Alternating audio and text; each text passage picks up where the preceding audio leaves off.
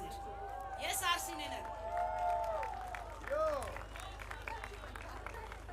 Շատերը ինձ ճանաչում եք ինտերնետից եւ սոցիալական հարթակից։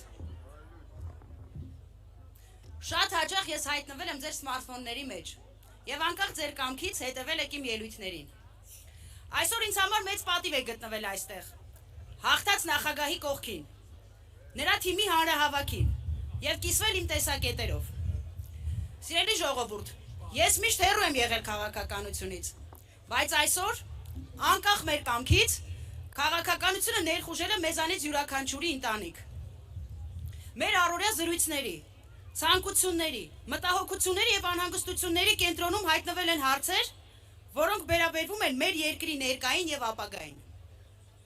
Իմ քաղաքական հայացքները, կարծում եմ, ձեզ արդեն որոշ չափով հայտնի են սոցիալական հարթակից, որտեղ իմ քաղաքական հայացքները, կարծում եմ, ձեզ արդեն որոշ չափով հայտնի են սոցիալական հարթակներից, որտեղ իմ հրապարակումները լայն արձագանք են գտել, հավանելով հազարավոր դիտումներ։ Եվ ես այսօր չեմ ուզում խոսել նրա մասին, ինչի մասին բազմիցս ասել եմ։ Ինձ համար շատ կարևոր է որպես Հայաստանի Հանրապետության քաղաքացի այլ հարցեր։ Կանայք որպես կանոն ավելի էմոցիոնալ են։ Ես նույնպես այդպիսինն եմ։ Բայց որքան ավելի եմ փորձել հասկանալ քաղաքականությունը, այնքան ավելի եմ համոզվել, որ պետության ճակատագրի մասին որոշումներ կայացնելիս միայն զգացմունքներով եւ էմոցիոնալով պետք չի առաջնորդվել։ Այդ իսկ պատճառով փորձում եմ էմոցիոնալներից դուրս սառը դատողությամբ հասկանալ, թե ինչ է կատարվում Հայաստանում եւ Հայաստանի շուրջ։ Եվ հենց այդ սառը դատողությամբ եմ կանգնած Ռոբերտ Քոչարյանի կողքին։ Նախ այն պատճառով, որ նրա մեջ տեսնում եմ ղեկավարի, որը չի առաջնորդվում պահի էմոցիաներով, այլ փորձում է խնդիրներին տալ խելամիտ լուծում, առանց պոպուլիզմի, ծառայելով պետությանն ու ժողովրդին։ Պետական կառավարման մեծ փորձ ունեցող, իր կյանքի զգալի մասը Հայաստանին, Արցախին եւ հայ ժողովրդին նվիրած մարդու ներկայությամբ ես չեմ հավակնում խոսել աշխարհաքաղաքական հարցերից կամ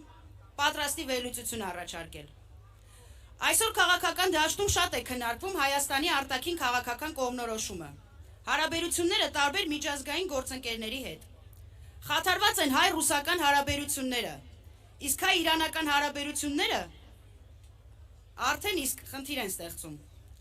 Հայ ժողովուրդը ժամանակին եղել է եւ մասնակցել է իրանական հարաբերությունների բարելավմանը։ Հայրս,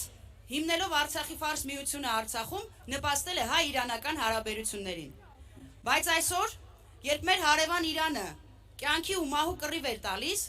մեր իշխանությունները զբաղված էին եգիպտացորեն ուտելով, երգելով եւ պարելով, այնինչ կարևոր էր գերակշռել պետական շահը։ Ինձ համար անընդունելի է, երբ մեր տարածաշրջանում որոշվում են ճակատագրական հարցեր, իսկ հայ իշխանությունները միայն զբաղված են ընդդիմադիրներին հայհոյելով։ Ժողովուրդ ջան, ես ընդամենը մեկ երազանք ունեմ։ Ուզում եմ Հայաստանը հավերժ ապրի։ Ուզում եմ միշտ լինել Հայաստանի Հանրապետության քաղաքացի եւ իմ երեխային ժառանգել անկախ, անվտանգ եւ արժանապատիվ հայրենիք։ Համոզված եմ, որ երազանքներն ունեն այս բոլոր հայերը աշխարհի, անկախ քաղաքական հայացքներից։ Հունիսի 7-ը ընտրություն չէ պարզապես պաշտոնի կամ մանդատի, այլ պայքար է։ Պայքար է պետականությունը պաշտպանելու, Արցախահայության իրավունքները վերականգնելու, մեր ազգային ինքնությունը պահպանելու եւ Հայաստանի անվտանգ ու ինքնիշխան ապագան ապահովելու համար։ Այս բեմից ուզում եմ կոչ անել բոլորին։ Անտարբեր մի եղեք։ Սա մեր պարտքն է մեր պետության համար, մեր երեխաների եւ մեր ապագայի առաջ։ Գնացեք ընտրության, կատարեք ձեր ընտրությունը եւ եղեք ձեր երկրի տերը։ Ես վստահ եմ, որ Հայաստանի առաջ դեռ շատ հաղթանակներ են գալու, իսկ այդ հաղթանակների հիմքում պետք է լինի պատասխանատվությունը, փորձը եւ պետական մտածողությունը։ Իմ եւ իմ ընտանիքի ձայնը ընդդիմությանն է։ Շնորհակալություն։